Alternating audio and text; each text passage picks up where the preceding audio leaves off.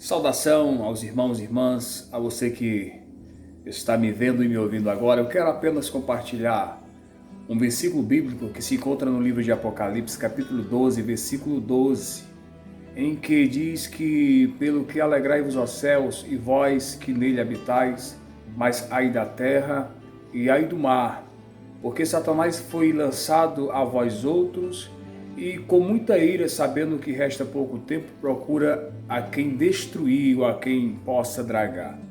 A Bíblia ela nos dá um alerta preciso e objetivo de algo sobrenatural que está para acontecer, e por que não dizer que já aconteceu. Os céus teve o desprazer, sim, o desprazer de expulsar um ser que ali habitava. Esse ser a Bíblia vem chamar de Lúcifer, ou aquele que brilha como a alva, aquele que resplandece como a luz.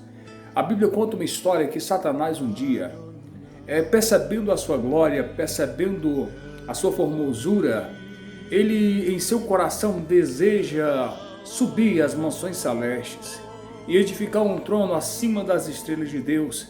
E ele deseja no seu coração ser semelhante ao Altíssimo, pelo que Deus, com seu poder, com sua ira, despede Lúcifer dos céus à terra. A Bíblia diz que Deus levanta agora um arcanjo cujo nome é Miguel, e esse arcanjo peleja com Satanás e os seus demônios, e lança sobre a terra, fazendo com que houvesse trevas sobre toda a imensidão deste abismo. Eu quero te dizer que Satanás, ele desde o princípio, ele é invejoso. Satanás, desde o princípio, ele é sagaz, ele é ardil.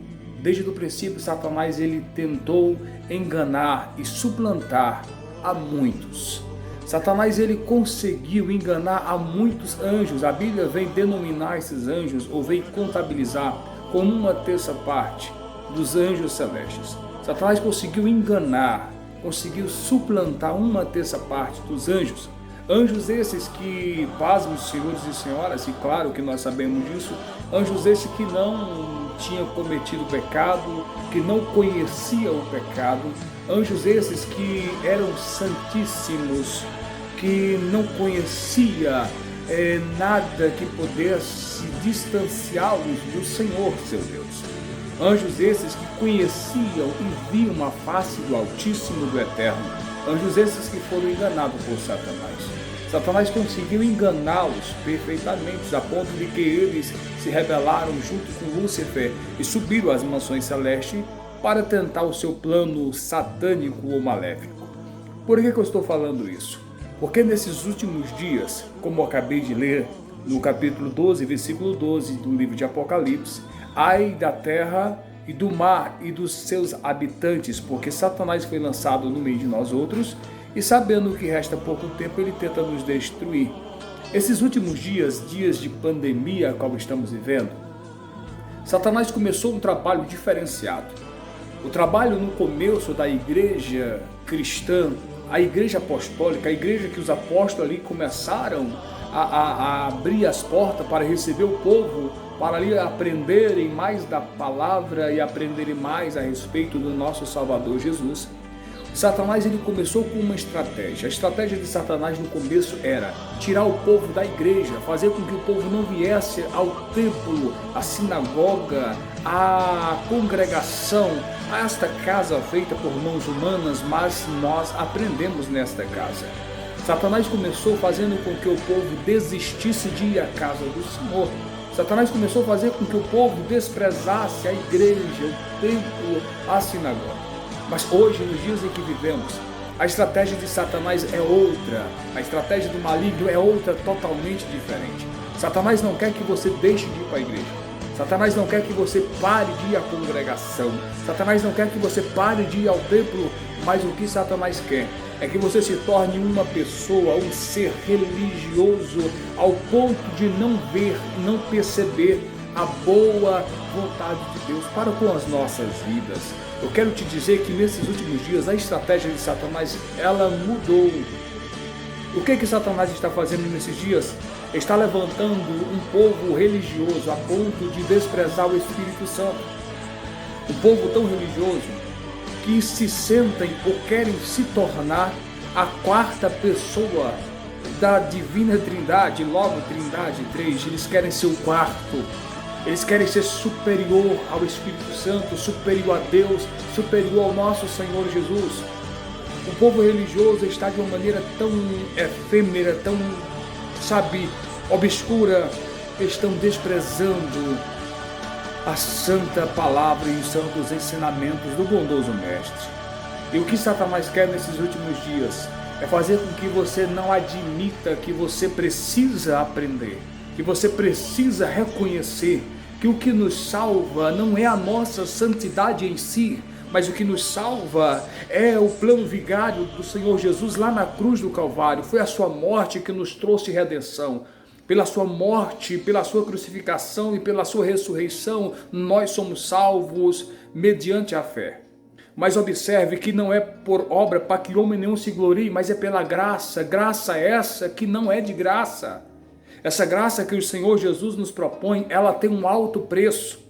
Que preço é esse? É dinheiro? Não é dinheiro. É trabalho? Não é trabalho. Que preço é esse? É o preço de uma consciência pura, salvífica, que Jesus na cruz, ele nos redimiu a ponto de que nós hoje somos segundo a sua imagem, conforme a sua semelhança, na pessoa bendita de Jesus. Voltando à história que eu comecei a contar, Satanás tentou ser semelhante, ele disse que subirei acima da estrela de Deus e serei semelhante ao Altíssimo. Aquilo que Satanás queria ser semelhante e não conseguiu, Deus disse, está escrito no livro de Gênesis, que Deus diz, eia, desçamos. Observe que está no plural, não está no singular, não é uma pessoa, é mais de uma, porque está escrito desçamos, ou seja, a Santa Trindade, Deus Pai, Deus Filho e Deus Espírito Santo desceu, pois havia trevas sobre o abismo, mas o Espírito Santo de Deus pairava sobre as águas. Então Deus desce com Jesus e com o Espírito Santo, ali forma eu e você. Agora nós somos, segundo a sua imagem, conforme a sua semelhança. Aquilo que Satanás queria e não conseguiu, Deus nos deu de graça. Nós não fizemos por merecer, foi apenas porque Ele é bom, porque Ele é grande em misericórdia. Mas observe que eu quero chamar a sua atenção para algo muito forte. O que eu vou falar nesse momento é que Satanás, nesses últimos dias, está tentando fazer com que você se sinta empoderado a ponto de você não precisar mais de Deus. Tem pessoas que são tão religiosas, estão tão obstinadas a viver na prática do pecado em seus delitos, que estão indo para a igreja, não perde culto, estão indo para a missa, não perde missa, estão indo fazer as suas obrigações cotidianas, quer seja no culto, quer seja na missa, mas continuam na prática do adultério, continuam na prática da fornicação, continuam na prática da pornografia, continuam na prática da roubaria, da mentira e de inúmeros outros pecados, como homossexualidade e muitos outros. Mas eu quero te dizer algo forte. Talvez alguém não vai concordar comigo, mas quem é espiritual discerne as coisas espirituais, pois não tem como discernir as coisas espirituais se não for pelo Espírito. Escute bem o que eu vou te dizer, não é tão somente a tua santidade que te salva, mas a certeza que Jesus pagou um alto preço. Mas escute bem, não é o seu pecado que vai te jogar no inferno. Parece que é uma palavra contraditória. Escute com atenção antes de querer tomar algumas conclusões. Não é o seu pecado que vai te colocar no inferno, porque se fosse o seu pecado que te colocava no inferno, para o inferno você já estava a caminho, porque a todo homem foi predestinado, ou foi, me esqueço agora a palavra, perdão, mas todos nós pecamos e destituídos estamos de Deus, mas pela misericórdia do Senhor é que nós fomos salvos. Todos nós pecamos e pelo nosso pecado nós fomos destituídos da misericórdia, da glória, do perdão, mas Deus nos amou de uma maneira tão tremenda, tão sobrenatural, que Ele enviou o seu Filho unigênito para todo aquele que nele cresce, não perecesse, mas tivesse a vida eterna. Observe, aquele que nele crê.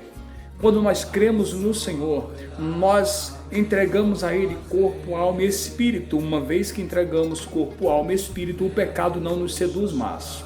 Mas se você achar que é santo demais e a sua santidade está te conduzindo aos céus, você vai chegar a um ponto de que você vai se empoderar e você não vai mais achar que você precisa das misericórdias, pois são elas o motivo de nós não sermos consumidos todos os dias.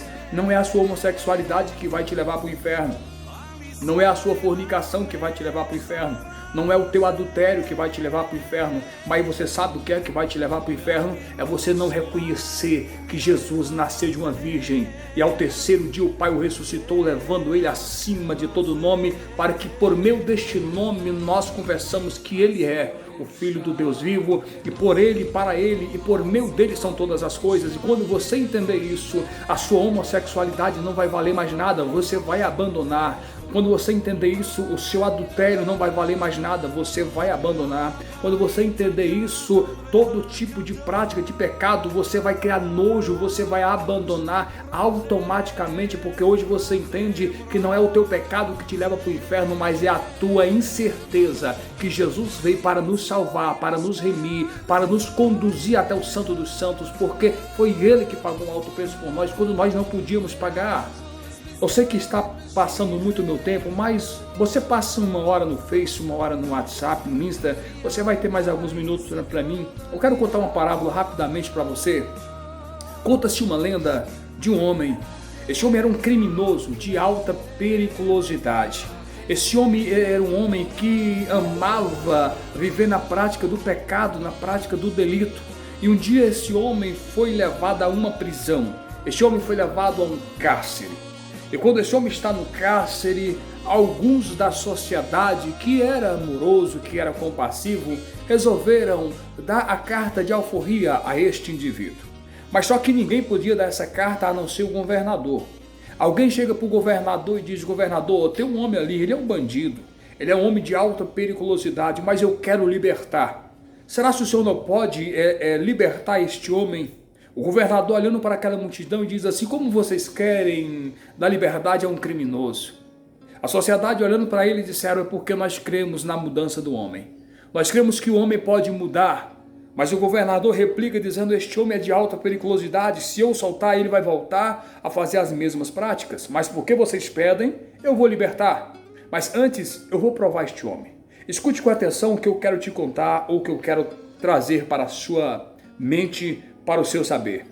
Aquele governador pega uma Bíblia e dentro da Bíblia coloca uma carta. Essa carta estava assinada por ele, otorgada por ele, dizendo que a partir daquele momento, se aquele homem recebesse aquela carta, ele seria perdoado. Aquela carta ele denominou como a carta do perdão. Ele coloca na Bíblia, se transfigura de um pastor, de um padre, de um religioso sacerdote. E ele vai em rumo ao cárcere. E quando ele chega ao cárcere, algum ali dos que estava na guarda, na guarita, grita dizendo: ei rapaz, chegou um homem e este homem quer falar com você. A palavra daquele malfeitor era dizendo: eu não espero ninguém, eu não preciso de ninguém, porque eu consigo resolver as minhas próprias causas. Eu não preciso de ninguém intercedendo por mim, porque eu sou maior de idade, eu sou vacinado e eu consigo tudo o que eu quero. Mas alguém grita de lado e diz: se eu fosse você, recebia este visitante. Mas ele retruca dizendo: não vou receber ninguém. Mas o governador vem em silêncio, transfigurado em um homem sacerdote, em um homem religioso.